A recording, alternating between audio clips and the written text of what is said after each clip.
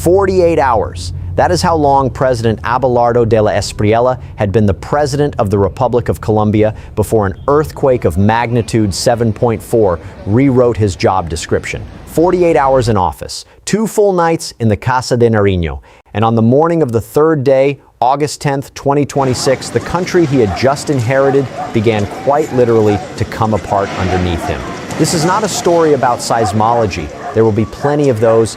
This is a story about political timing, about what happens when a national mandate that has not yet been tested is tested on the second morning of its existence, and about what history tells us happens next. Because this exact situation, this exact collision of new leadership and sudden catastrophe has a track record, and that track record is worth understanding. Abelardo de la Espriella was sworn in on August 8th, 2026. His pitch to voters had been a hardline one. A crackdown on armed groups, a tougher security posture, a promise to restore what he called civic order. The rhetoric was combative. The mandate was narrower than his allies suggested and broader than his critics admitted.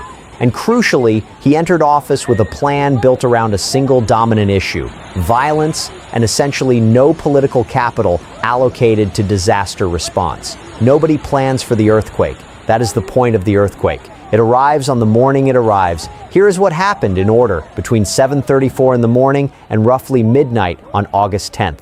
At approximately 1 in the afternoon local time, 5.5 hours after the shaking stopped, de la Espriella addressed the country. He declared a national state of disaster. He stood up a unified command post to coordinate all agencies out of Bogota. He dispatched Vice President Chocó, who becomes in effect the field commander of the crisis, to Manizales. He mobilized army units and national police for search and rescue in Cali, Pereira, and Manizales. He suspended operations at 7 airports, including Pereira, Manizales, Quibdó, Armenia, Cartago, and Buenaventura. He placed 5 departmental capitals under red alert.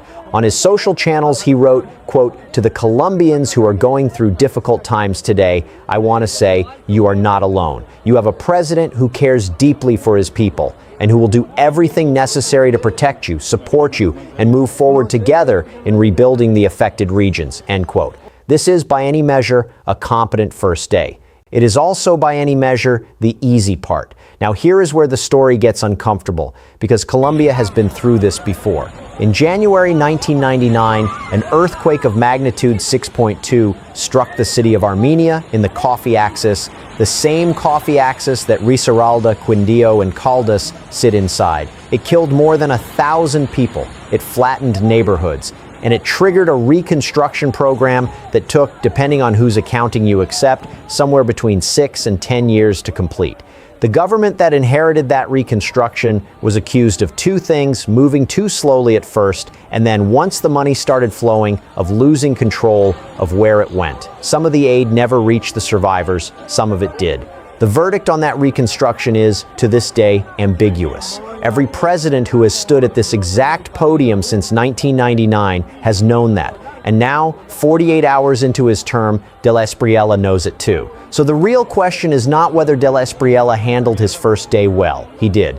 The real question is whether he can survive his first year, because tens of billions of dollars, according to early estimates reported by Al Jazeera, will need to be spent, and every peso will be scrutinized. Let me show you why that scrutiny is going to be brutal. Colombia's 2026 national budget is roughly 547 trillion pesos, about 142.2 billion US dollars. Reconstruction estimates for the affected zone, which spans Cali, the coffee axis, and Chocó, are running, and this is a floor, not a ceiling, into the tens of billions of dollars. That is not a rounding error. That is a substantial fraction of federal fiscal capacity for years. International aid is flowing. Secretary of State Marco Rubio announced $15.5 million US dollars in emergency shelter, food, and quake response funding. Ursula von der Leyen, President of the European Commission, activated the Copernicus satellite program to give rescue teams real-time damage maps.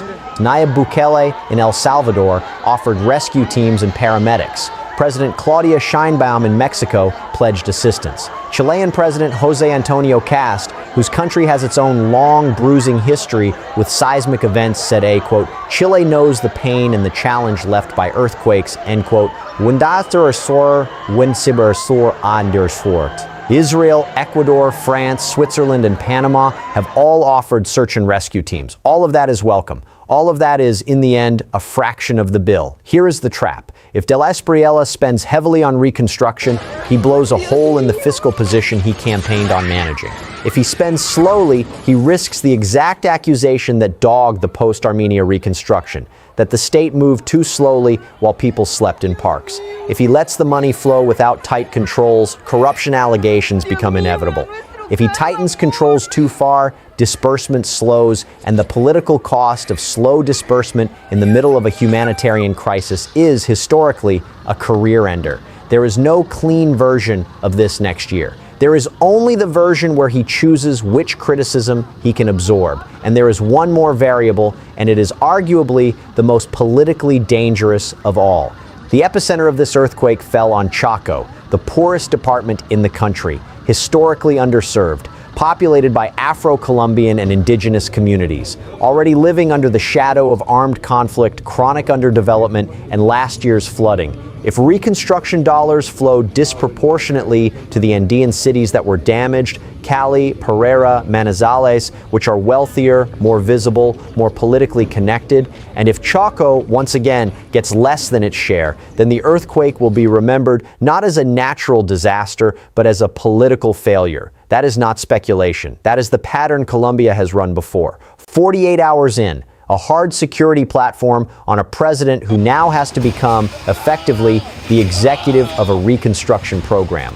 A budget that cannot really afford this. A history that promises to punish him for whichever mistake he makes. And an epicenter in the one department that will test whether his rhetoric about caring for all Colombians survives contact with the map.